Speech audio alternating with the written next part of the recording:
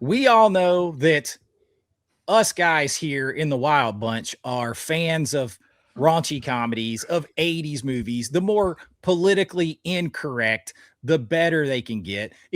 These are movies made back in a time when people didn't care about offending you, they just cared about entertaining you. And nowadays, it's maybe starting to shift a little bit now, but nowadays, particularly like the past 5 years, 7, 8 years or so, we ran into this. Every movie was looked through the prism of today's sensibility. So everything got slapped with a label of problematic, and you can't watch that.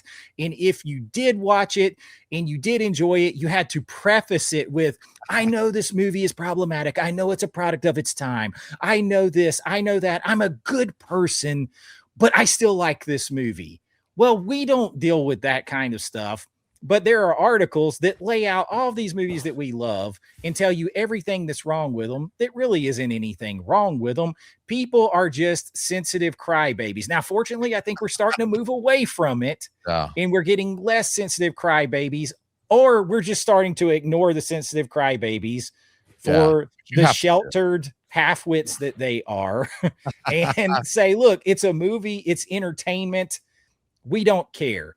But this list is going to point out to you 32 movies that you should never, ever like because they are problematic. And we're going to talk about that right here, because if I'm going to be triggered, this list triggers me. How about that? Because this is absolutely crazy. So 32 movies, very problematic movies from the 1980s. How is Breakfast Club? I don't even know if it's on the list or they're just using it as a thumbnail, but how is Breakfast Club I'll tell you.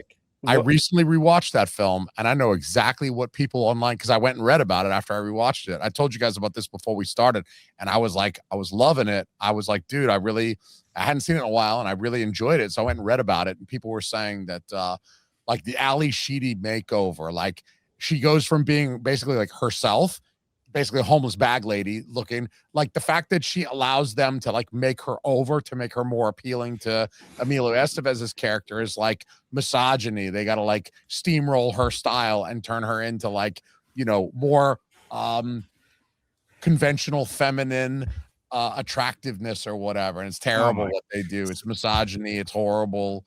She didn't want to look cute, guys. She wanted to have dandruff. So here is the thing, because the sub headline is nostalgia doesn't always work out for the best. But now I want you to be fair. We're going to look. The date is September of 2024. So I think this, because of the way we're actually shifting back away from this now feels dated. This feels like a product of a time that's already going past. Like, people talked about When One Battle After Another or The Bride, movies like this that are very just hyper social justice, like one way or the other. These things already feel like they're a defrosted product from like 2017. They already feel like dated. I feel like people are kind of tired of this, and this is already how fast this is becoming dated. Nostalgia doesn't always work for the best. I mean, here's two things that I noticed off the bat. Go up to the top. One, it's written by a guy, Mike. Maybe he's a guy. I don't know. It's ma'am. You know, he could go by they, them. You know, I may be offending him by saying his name is Mike and calling him him. But it says very problematic. It didn't even say problematic. These are very problematic. Yeah, very problematic. Not just a little problematic.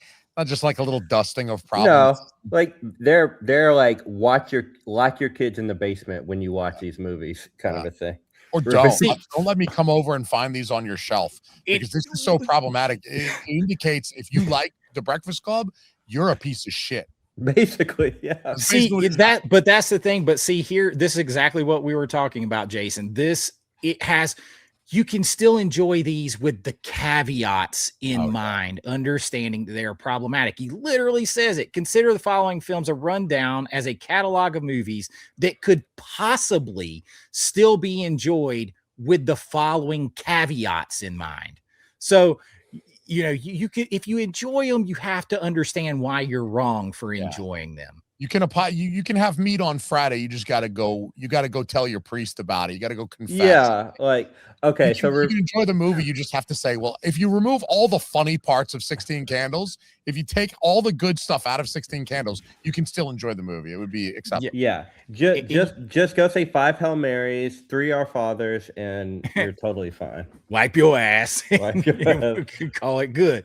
And of course, the first whip boy is always Revenge of the Nerds, right? This one's kind of it's just too easy of a target. Like it's a movie made for is this a toxic masculinity kind of a thing? Like, so it says rooting for the underdog is easy, even in the case of Revenge of the Nerds, which inappropriately depicts stereotypes of sexuality.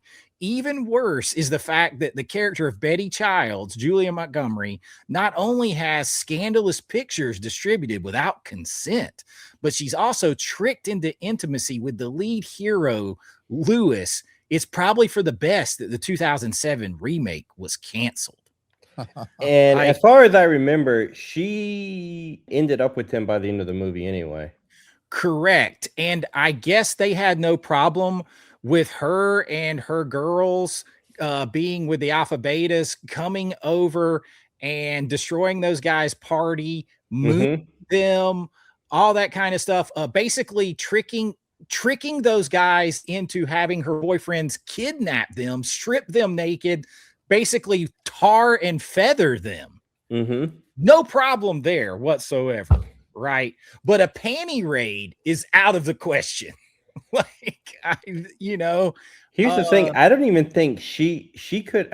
I don't think she could get offended because she did. I don't remember if she saw the pictures. All the guys saw the pictures. Yeah. The boyfriend saw the pictures. I don't know obviously she probably found out later on if this was a real life, but can we be truthful for a minute? He's wearing a Darth Vader helmet. She can't tell that that's not her big quarterback boyfriend, number one. Number two, he's going downtown on her. That means that mask must come off. It's got to come off. How are you going to do that with a Darth Vader mask on? Well, she's laying on her back looking at the ceiling the whole time in that funhouse.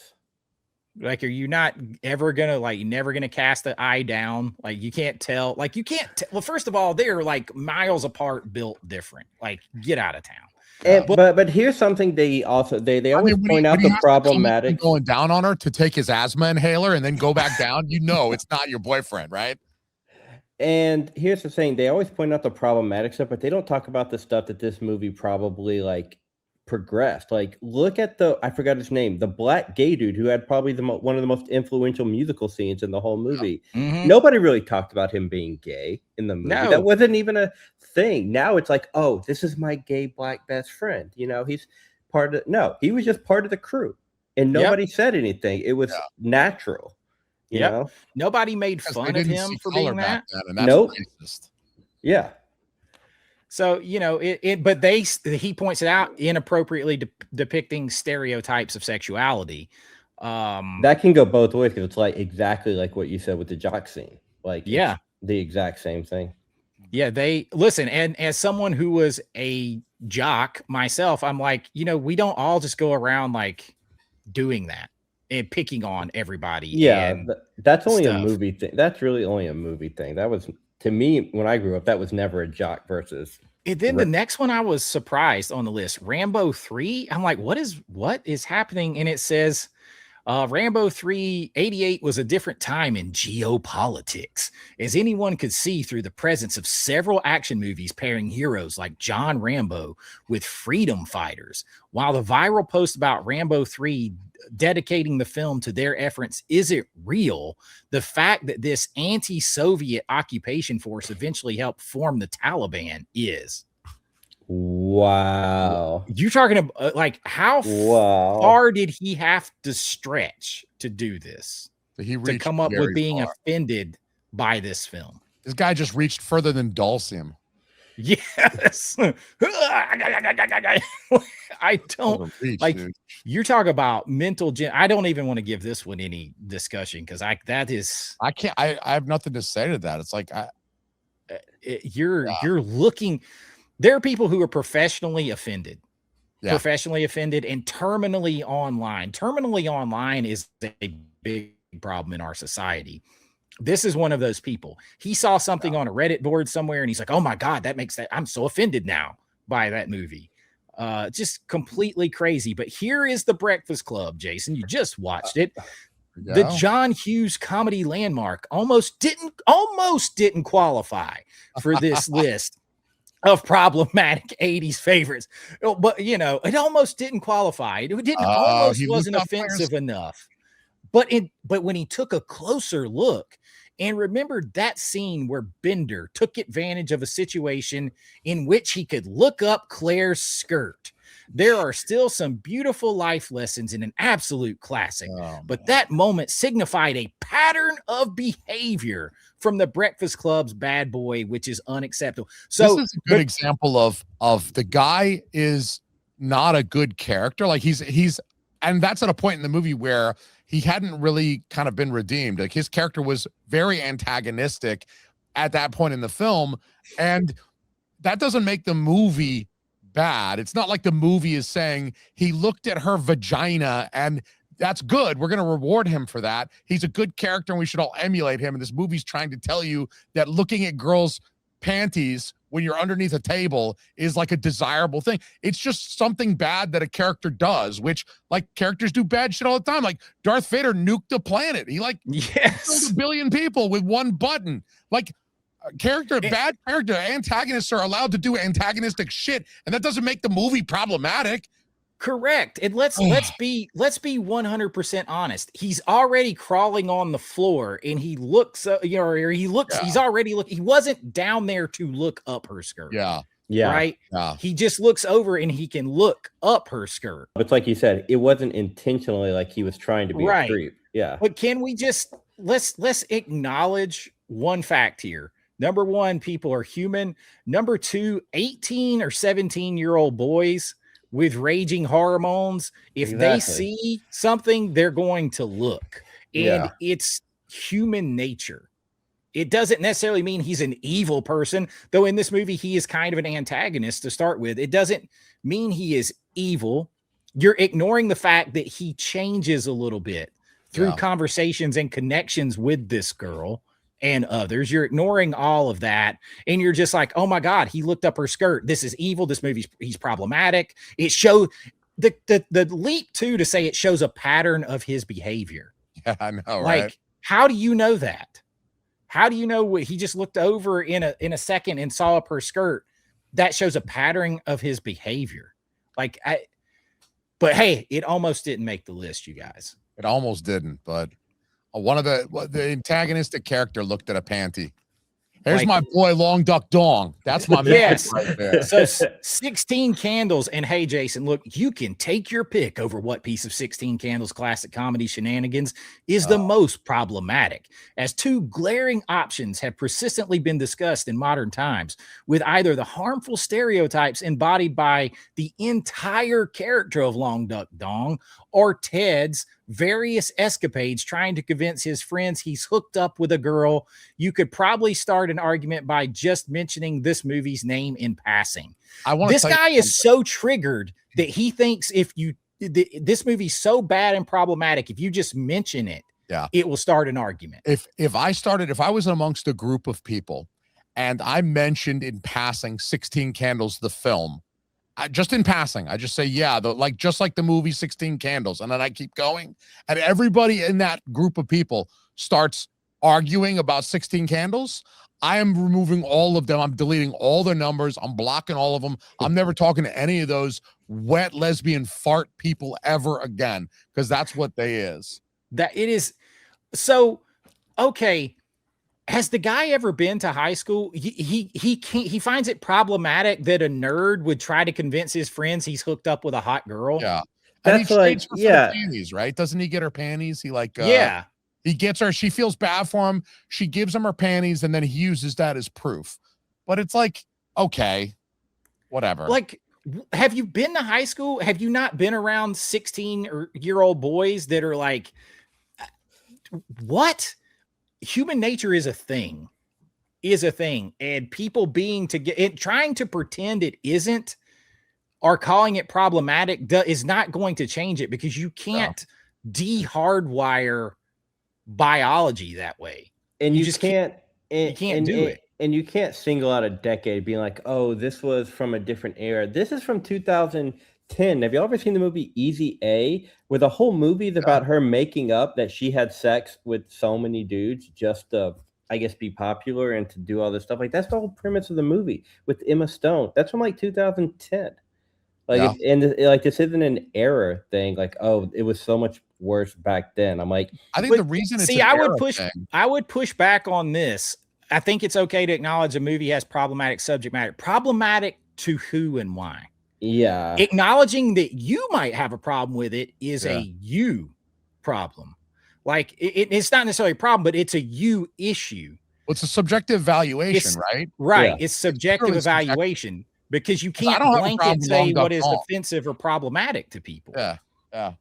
I think Doug Dong had a career because of this movie. Geddy Watanabe, yeah, man. I mean, shoot. At least he's really Asian. I mean, you could complain about Mickey Rooney doing the cheesy, like, breakfast at Tiffany's because he's doing the buck teeth and he's not even Asian. But like, if you've got an Asian dude doing a thick Asian accent, like, he's allowed, like Biggie Smalls is allowed to say the N-word. Tupac is allowed to say the N-word. Why isn't Geddy Watanabe allowed to do a thick Asian accent in a movie?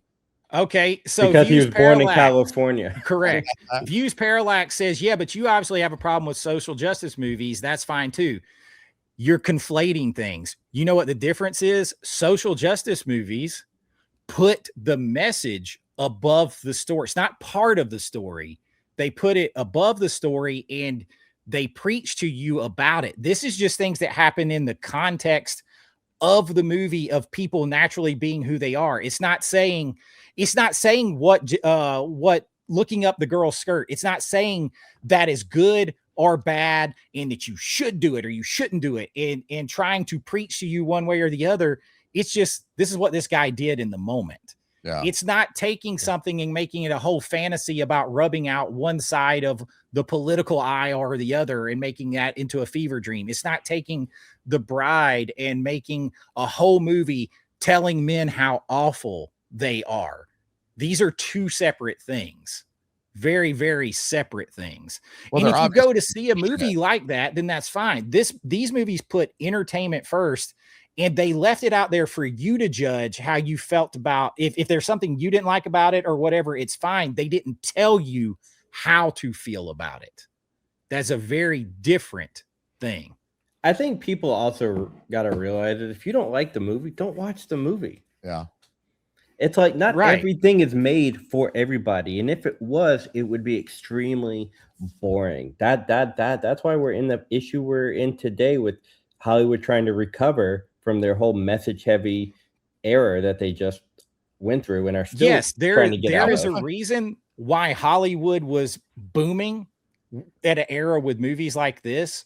And it's a reason, there's a reason Hollywood is failing with the other movies that you just mentioned. Like that's those my type point of about movies. And they're the reason all these movies are still on multiple people's top.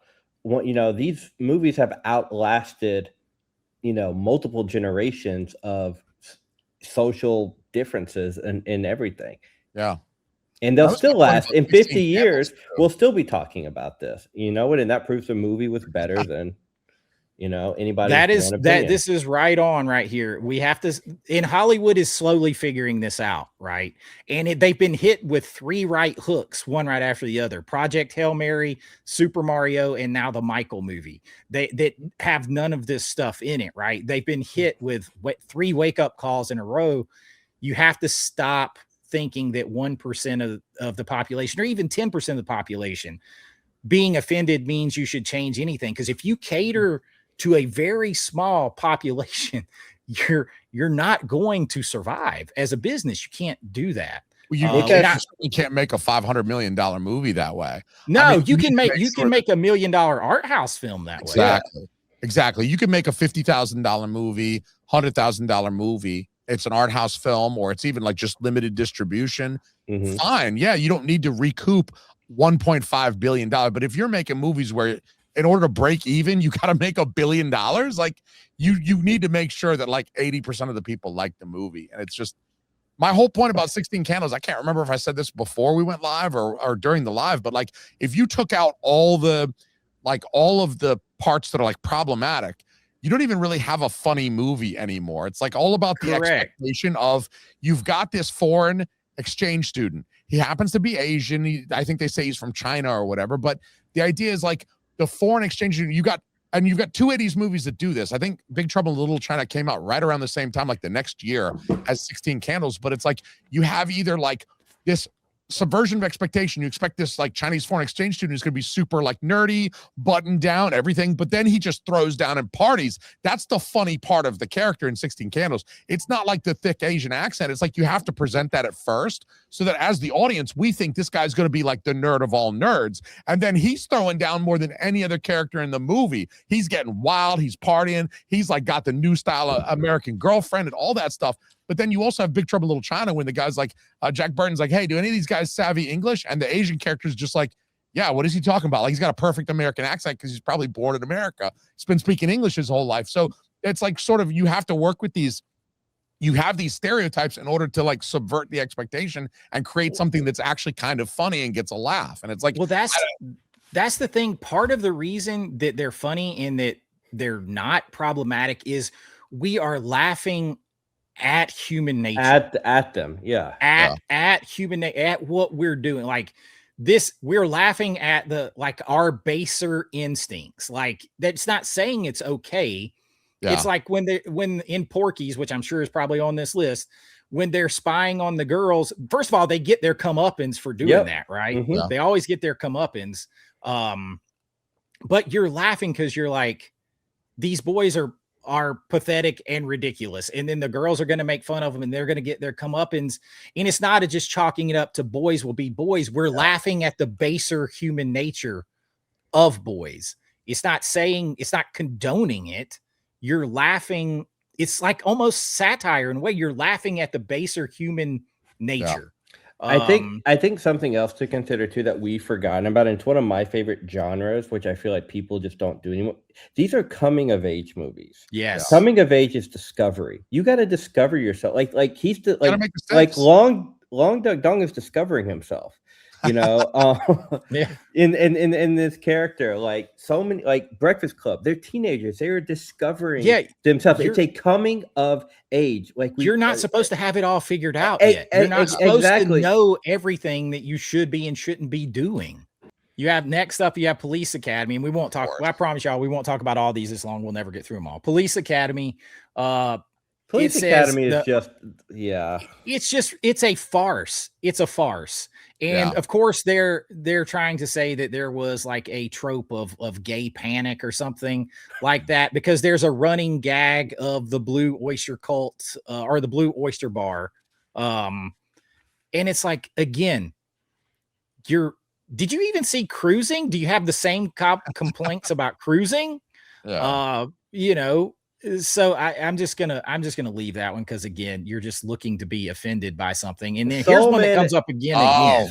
Soul Man is the only one on here that I can say, okay, maybe. I mean, it's a joke, but at the same time, if you look James Earl Jones defended the hell out of this movie because he pointed out what it showed about the African American experience, about being a black man, and like these different things. It pointed out the stuff that was happening or had happened before traditionally and all those things. And it's one of those things where sometimes people don't want to get through through the steps of the lesson to get the final correct answer. It's like they're so offended by how we got there, they missed the point of it. And the point was to outline this discrepancy that had taken place in the past and was still taking place at the time. I would go so far as to say that I think Soul Man is a film that was decades ahead of its time as like a satire or a comedy, like making fun of a certain thing, where it's like, you know, you go from this, this period of time in the past where it was like, we had tons of racism back then. We had tons of racism in the past, which must mean we have less racism now. Like, looking at this list, we got all these problematic 80s movies. I can think of 32 of them by this Mike fella, or they, them. And it's like it must mean that today's movies are so much better. We've learned, we're enlightened. Like 40 years from now, no one's going to look at movies of 2025 and think, oh man, these things are so problematic. Like Mike's grandkid is going to make a list in 40 years about how the movies that are coming out this year were so problematic by 2060 standards or whatever. And it's I think Soul Man is well ahead of its time for the fact that at some point you're going to have people like trying to fraud and game a system that exists. Well, see, I could point out here, if you want to be offended, I could say I'm offended as a white person, as a white man, because why does he have to do this? Because he doesn't have the money to pay to go to school himself. And there is a scholarship that exists for other races, for African Americans, that is not available because he is white. So he doesn't have the money either, and he's trying to get the money, right, to go to school, and it's not available to him because he's white. So you could flip that on your head on the other way and say, well, this side, well, what about him? He's trying to take these drastic measures because he can't pay to go to school either, and he doesn't have this accessible to him because of his skin color. So if you want to play that game, you could go both sides of it there. And you know, but like I said, James Earl Jones defended that movie. I'm not real sure what the problem with Better Off Dead is. Because it's got the Asian guys, right, that he races against. I guess that's not even that offensive. It's Asian guys speaking in an accent. Who cares? Oh, they're complaining because the actual upset comes from the fact that Okumoto revealed that he was dubbed over in the role by an impressionist. Oh. People get dubbed a lot, though. I want to know what the Rain Man thing is. All right, what's problematic with Rain Man? Because he wasn't really artistic.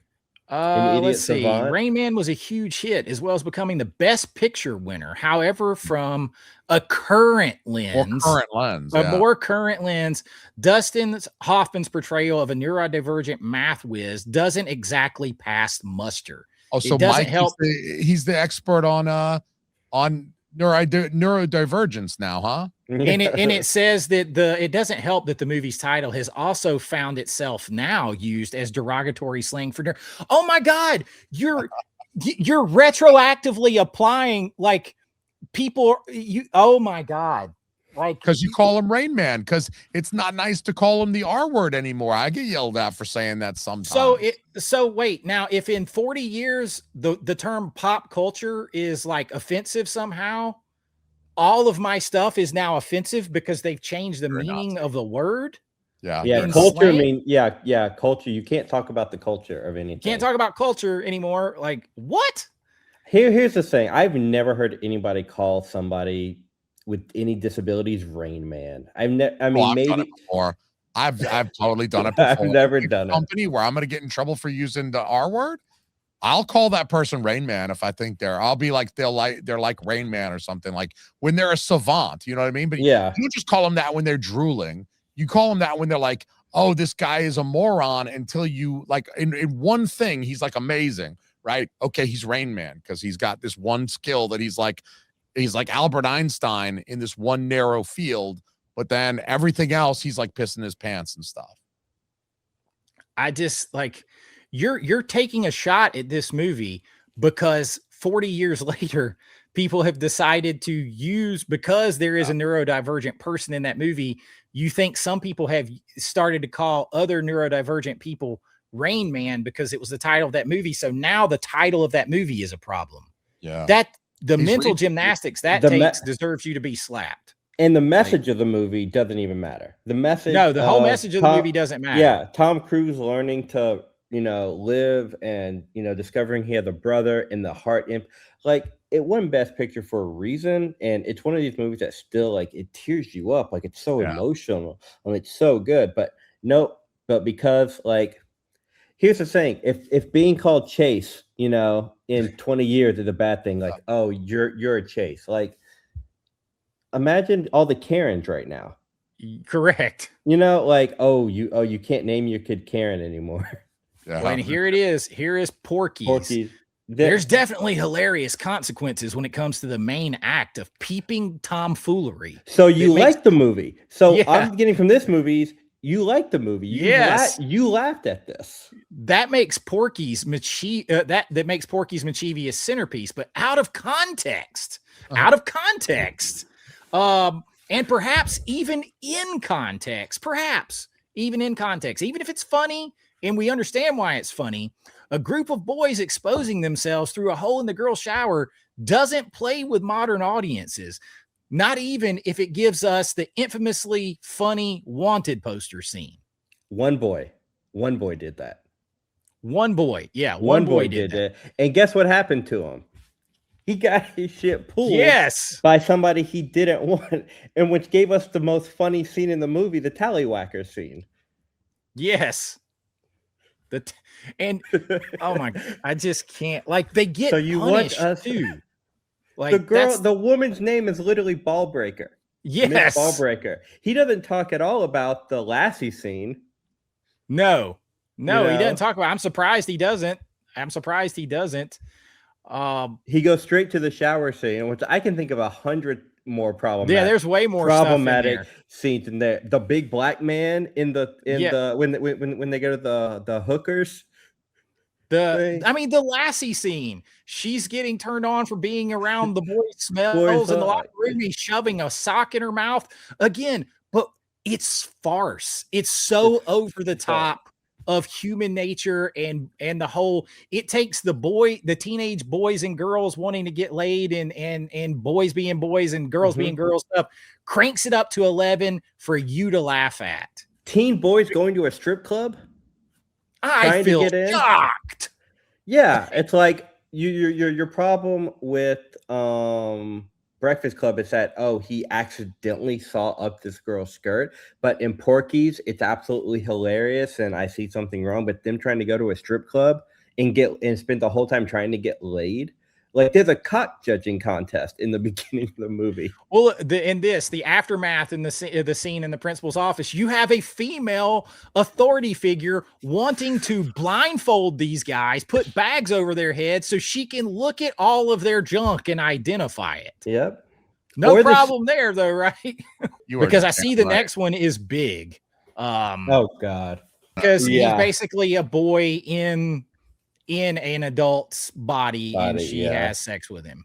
So but she doesn't know this. She doesn't know that. She has no idea she's taking advantage. Yeah, she doesn't. And it is pretty clear by the end, he has the adult visage of him has started to take over more because he stops playing with his friend, right? So much he's actually working like an adult. He starts to change. As it goes, he actually adult consequence and the adult, right? Like everything starts to strangle the child part of him, and he realized that's why he chooses to, like, he wants to be big so he can have all the privileges, but then and sex is part of that, right? Like, you become an adult and like theoretically you have. I don't know about the kids these days, but you grow up and you have sex because that's part of being an adult. It's like, obviously the whole movie is about this balance between like this desire to be an adult but still not quite being there yet, and choosing eventually to go back to childhood instead of like trading it away to be big. It's like he missed the whole point of that movie. Missed the whole point. And I can only imagine, I'm guessing the problem with Indiana Jones and Temple of Doom is again the portrayal of Short Round. Oh, for sure. There's always that one entry that can be called out. No, he's talking about the monkey brain scene. He's talking about the racist undercurrents throughout the humor and action of the prequel to Raiders of the Lost Ark is a huge step backwards. Yeah. It's also not very funny unless you consider fueling inaccurate stereotypes involving the consumption of chilled monkey brains is hilarious. I think the monkey brain scene is pretty cool though, because she's barfing in his hat and stuff. Yes. Yeah. Yeah, I don't see why that's problematic. Like, I don't see that's why. They also have this group of dudes that are like, they have child slave. Like, okay, the monkey brains is a problem. The whole child slavery thing, though, no problem at all, right? That, like, no, because see, they're all the same. Slaves eating monkey brains tracks. Oh, but Jason, those guys who are enslaving those kids and those guys are all of the same ethnic racial background. So it's okay. No, it's totally fine. No problem whatsoever there. So if the he didn't go with the white dudes, that would be a problem then. And we'd mentioned the child slavery. He didn't go with the Indiana Jones being a white savior. He went straight to the monkey brains. Yep. He went straight to the monkey brains. And now we got All Dogs Go to Heaven. Oh, gosh. The controversy around All Dogs Go to Heaven is one that's leveled against pretty much every animated film Don Bluth ever created. That's right, folks. The animated movie has been deemed too dark for kids. And if that wasn't bad enough, the character of King Gator has been singled out as potentially insensitive as well. So he can't even say he is. He's saying he's potentially insensitive. So I'm offended. It's like insensitive too. That's another one, like problematic. It's like insensitive. Like I can't really call it racist. It's just not sensitive. It's like not everything has to be sensitive, right? Right. Like, everything have to be perfectly sensitive and like perfectly polite and shit like that. It's like, and Don Bluth, it's just too dark. It's too, again, for the parents to decide for their kids, not for you to decide. And that goes back to movies today. You don't get to decide for me what's right or wrong and preach it to me. You can present it. You can present what they did in Porky's looking through there, and you can say, well, they shouldn't be doing that and they're getting punished for it. Or you can think, I just think that's funny as hell. You don't get to decide for me one way or the other. That's the problem. That's he doesn't even have enough kids. And he can't even go into detail of what they did in this movie. He's just like, it's insensitive. I've never even seen Short Circuit 2. Circuit 2. Yeah, you get a white black guy playing an Indian dude. Yes, you get that's what the problem. He should have been cast with a more ethnically appropriate lead. I'm not even giving that the time of day. No, not in with all the race swapping that's going on with key characters. What you just did, you just changed the whole connotation of the whole Harry Potter series by changing that one race. That's going to cause so many problems with that story. I'll give him Short Circuit 2 if he gives me white chicks. Yeah. Right. Like, if you're allowed to do white chicks, then okay, everything's fair. Like you do white chicks too. I'm totally fine with it. What's his name? Nick Cannon used to dress like a white guy in his show. I don't give a shit. As a white dude, I saw that and thought, if it's funny, it's funny. Like if I laugh, I'm not getting butthurt over it. The problem is you can't call this clickbait because I can Google you 8,000 articles that are just like this. Like thousands upon thousands. This man definitely went and he put in. I'm assuming maybe Mike is not even really his name. Like it could be a pseudonym. Now we have Karate Kid. Karate Kid is problematic. You can't like the magical Asian trope. What? The magical Asian trope? Like, is there? What? When is that? When was that a trope? Basically, he just took the magical Negro trope and turned it into like replace the. I've never heard of a magical Asian trope. And where was because he does the Miyagi thing? Like, I do that to my kids, man. My kid falls and hits her knee, and I'm like this. And then I put it on there. And I'm like, how's that feel? Better now? I know a secret technique. And she gets up and it's better because it's going to be better in 10 seconds anyway, right? Like it's a little psychology trick. We're not trying to give this. You see us. We're not giving this credit. He is representative. Again, you can go to Rotten Tomatoes. He pulls some of this from there. So like, this isn't just this one guy. This one guy just has more of them in one spot. Yeah, he's pulling this from everywhere. Karate Kid, get out of here. And he thinks Cobra Kai has improved the legacy because he finds it more woke, which, newsflash, it's not really. But Driving Miss Daisy. This movie? Did he even watch this movie? Or did he just see a description of the movie? Let's see. So in any other year, Driving Miss Daisy would have merely been seen as problematic for the fact that it's decidedly softer tale about overcoming racism. But as Morgan Freeman, Jessica Tandy-led film was crowned for Best Picture against Do the Right Thing, the criticisms only grew louder and more enduring. Driving Miss Daisy is racist because it beat Spike Lee. That's it. And see, here's the thing. And this movie I would argue Do the Right Thing is a little bit more racist than Driving. Yes, it's a lot more racist than Driving Miss Daisy. And here is the same problem with the argument against like a Song of the South, Song of the South. You're saying it is problematic for a softer tale of overcoming racism.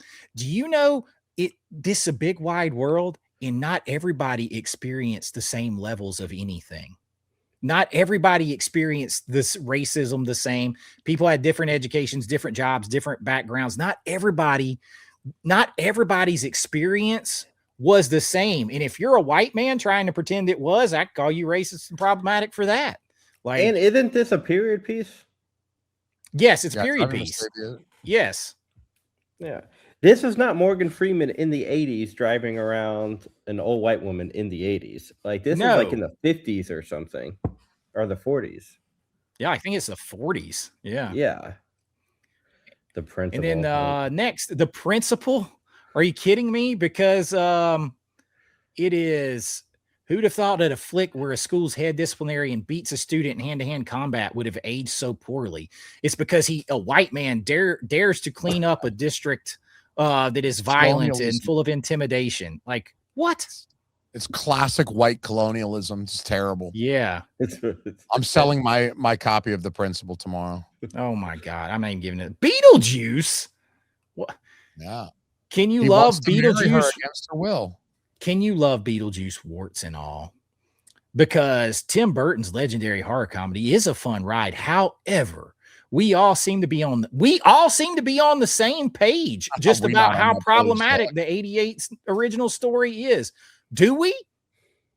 Are we all on the same page? Because he was trying to marry the obvious underage Lydia, and somehow these two became the best of friends for 4 seasons of an animated series. Wait, so what does the animated series have to do with you finding the movie problematic?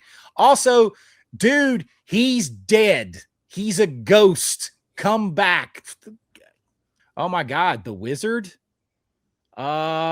The titular character in The Wizard isn't outright diagnosed with autism spectrum. The wider reading of this 1989 adventure sees young Jimmy coded as such a character, apparently caused by a death in the family that later ended his parents' marriage. Jimmy seemed to have 2 choices: run away or be sent to an institution. Sorry to say, but this is an 80s childhood classic that sucked.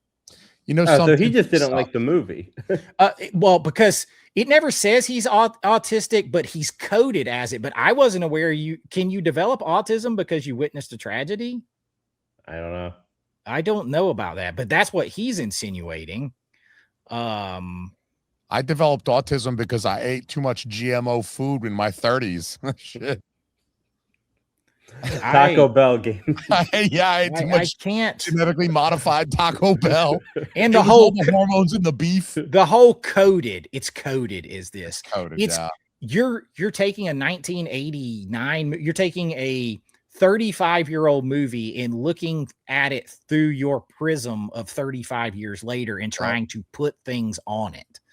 Ridiculous. And then Howard the Duck, I'm going to say it's probably unexpected duck nudity and the intimacy between Howard and Beverly. How old is Howard the Duck in this? Is Howard the Duck is grown. They're both grown. So, like, I mean, it seems creepy, but that's that doesn't mean the movie's problematic. It's like, whoa, wait, like where this is going and everything else. It's like, because he's a duck and she's a human. But she also laughs it off, and it never goes that far. And they actually call out that it's unnatural in the movie. They're like, "What is happening here?" I don't think he actually watched any of these. I don't think so. Superman: The Quest for Peace. If there's anything that fans and even John Cryer sharing negative Superman 4 feelings, it's the fact that the classic installment was handled by Canon Films in a way that showed they had no idea how to make this film, because they tried to suggest that Christopher Reeve, that Superman, could solve the nuclear arms race. He's Superman. So. Wait, how is that problem? How do we go? How is that problematic? How do we go from like the beginning of this article where, you know, he kind of had it didn't make sense, but he had arguments to just being like, Superman shouldn't be able to stop this war. That's problematic. Do you think we're the first people to read this far in the article? Probably. Maybe he's like, I'm just gonna slide a few. Hey, so many of you in the comments wanted Iron Eagle on physical media 4K. It's too problematic to put on 4K. It's problematic because of Iron Eagle's attitudes towards international relations. Oh God. Oh my God. Do you think by the time that this guy got an assignment and he goes, I need you to make a list of this many, and it has to be this many. So he's just, trust us that the sequels that follow aren't any more enlightened. Enlightened by whose standards? Look who's talking. Oh, look who's talking. What's wrong with this one? Everybody seems to remember Look Who's Talking as an adorable movie where Mikey talks up a storm while his mother Molly and her future husband fall in love. But what everyone seems to forget is Mikey's biological father was a married man who totally abandoned his mother and him in the process. Why does that make the movie problematic? It's just the conflict of the film. Like, he's just having a problem with the storyline. Yeah. It's like, isn't this movie? It's been a long time since I've seen this movie, and I always get them confused because it's the Look Who's Talking 2 with the dogs and all that. But I mean, isn't she just trying to find love again? Yeah, like, because she's a single mom. Just a single mom. She's just a single mom trying to find love again. Oh no, you were divorced. You're like, it's problematic. Like, I don't get this one. Like, there's no argument here. But you don't get it. And this is part of the point. This is why I wanted to do this, because people who defend the idea of these other movies being labeled as problematic or insensitive through today's prism, this is where you divorce yourself of 90% of the country that is common sense. Yeah. Because you start to remove rational discourse and common sense, and when you start to get offended and you squeeze everything. There's a famous line in Star Wars that's always fitting. The tighter you squeeze your grip, the more star systems will slip through your fingers.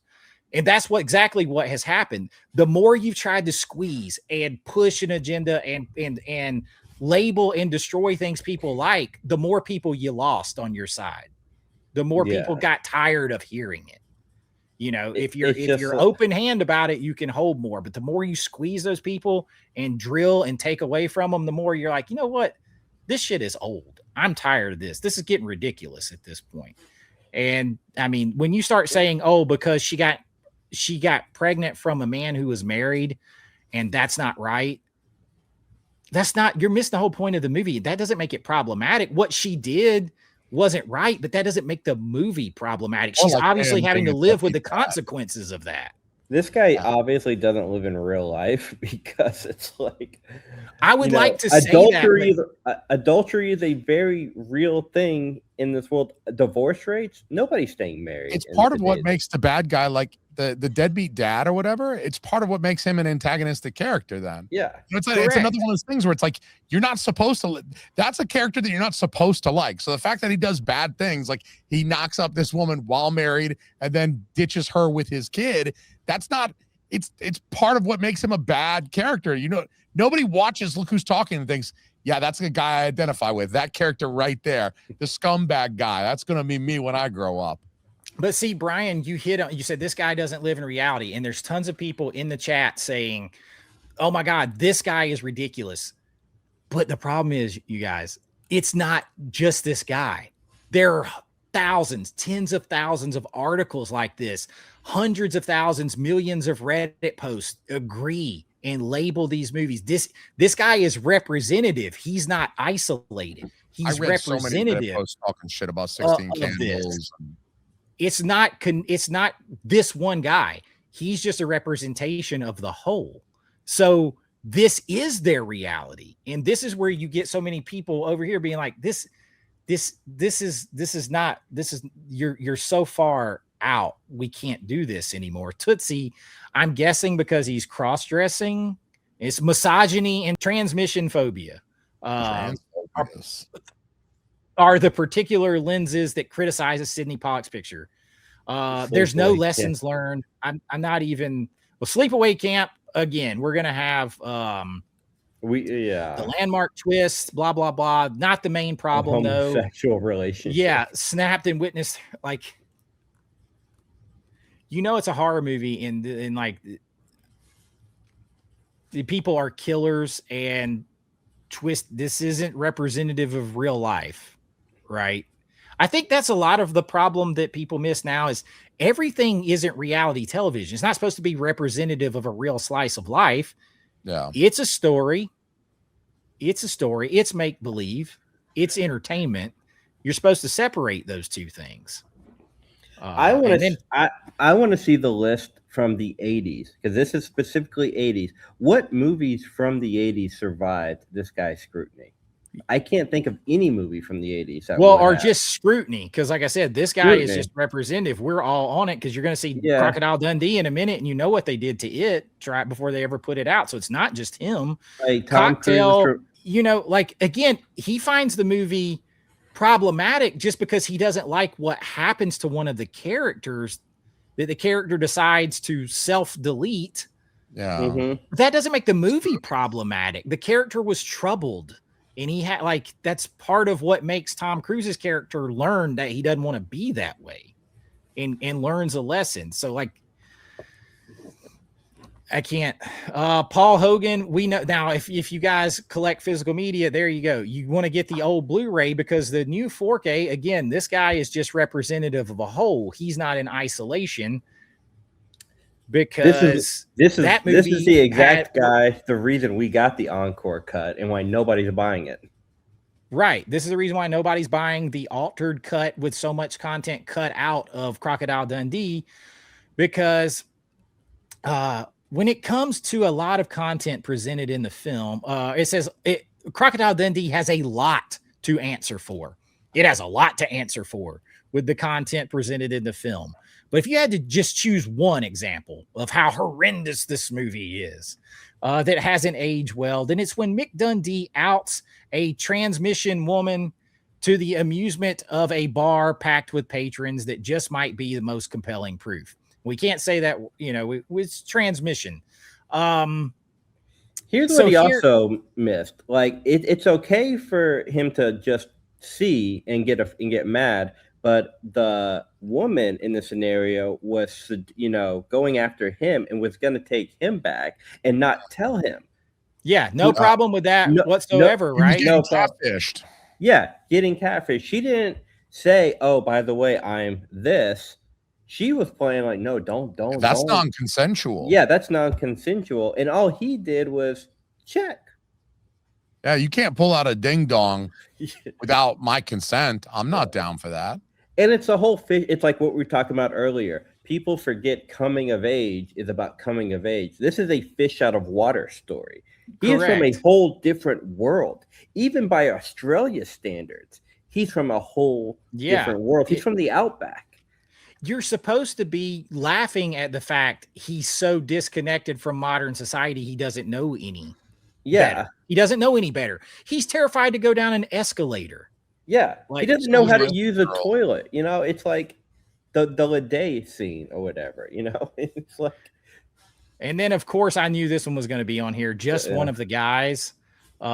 She's got fantastic movies, by the way. Just one of the guys is more concerning, you guys. It's more concerning. Oh, gosh. The fact that Terry had to flash bare chest to prove she was actually female, or that the whole movie is gender swapping version of She's All That.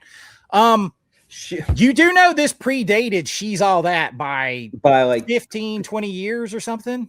He has to, because it's the whole list is about the 80s. So while this movie does get points with modern audiences for handling its story about sexism with sensitivity, the seemingly exploitive moment sets the message back a bit. Why? They did this exact scene in She's the Man, which came out in 2006 when they were on the football field, and prove it. Okay. They didn't show it, but it was still there of her doing the same thing. Correct. So it's like how, like, she's done such a good job proving she's a guy. He doesn't believe her. She chooses to show him in that moment. And That's her choice. She shows her breasts, correct? Yeah. Correct. I was in bodybuilding long enough to know many people with gynecomastia. That don't prove nothing. Just because you got boobs does not prove nothing about your biology. You know what I'm saying? Jason like, said she need to drop drawers. I say, yeah, I need to see the hardware beneath the waist in order to see what you're working with. Because if you're just showing me the top, that's just hood ornaments. You know what I'm saying? Like, you just got a wrap on your vehicle. I need to look under the hood. Now that's what is the problem with Teen Wolf? Who knows? The garage-based scene between Teen Wolf Scotty and his best friend Styles certainly proves the point that the 80s were a different time. Using a homophobic slur. Did he use the F word? Yeah, probably. Yes. He used it in Weird Science. Anthony Michael Hall said it in Weird Science. I was watching that last night, and I was like, ooh, he dropped the F-bomb, but not the other F-bomb, the other F-bomb. You're going to go back. You're going to go back 40 years later and apply your current sensibilities to something said 40 years ago.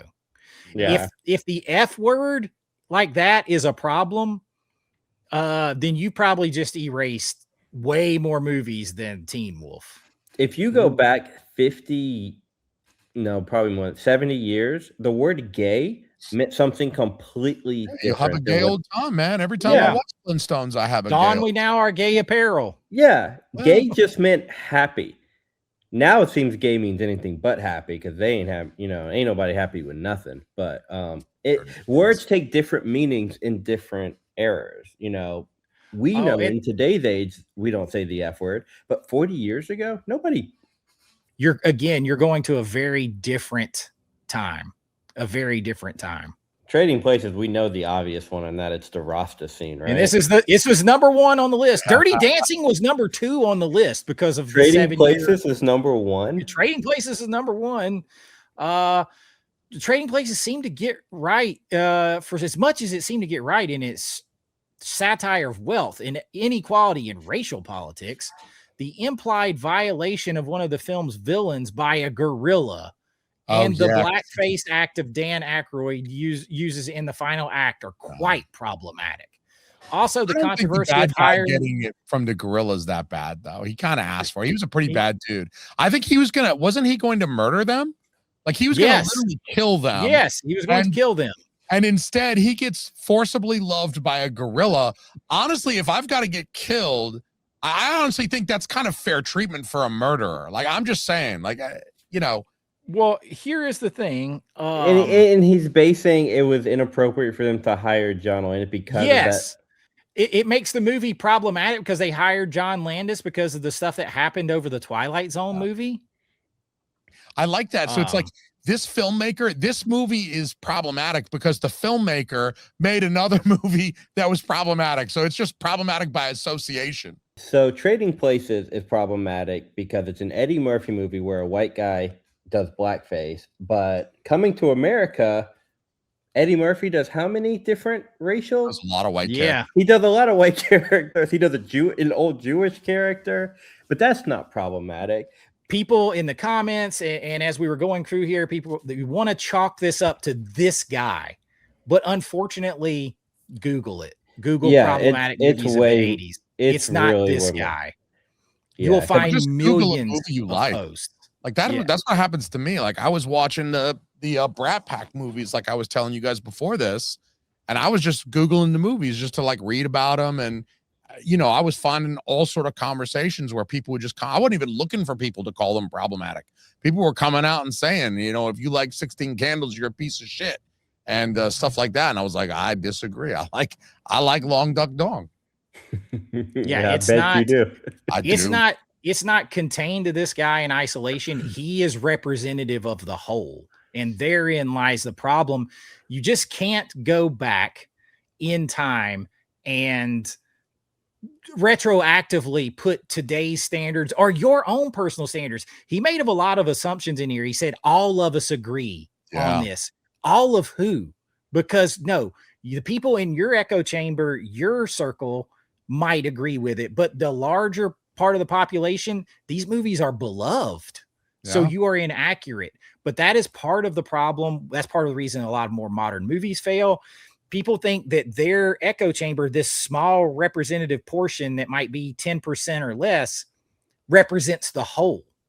And then when you put $500 million behind a movie that you think represents the whole, and it represents 5 or 10% of the population, your movies keep failing. And you become out of touch with the people, with the bigger group of people. And if you don't want to be out of touch with Jason and Brian, you got to make sure that you subscribe to Jason at Movie Mass 4K and Brian at The Last Movie Stand. And of course, I am Chase with AVA Pop Culture. And that is our discussion about problematic movies. And hope you enjoyed it. And that was just the 80s. That was just the 80s. I know.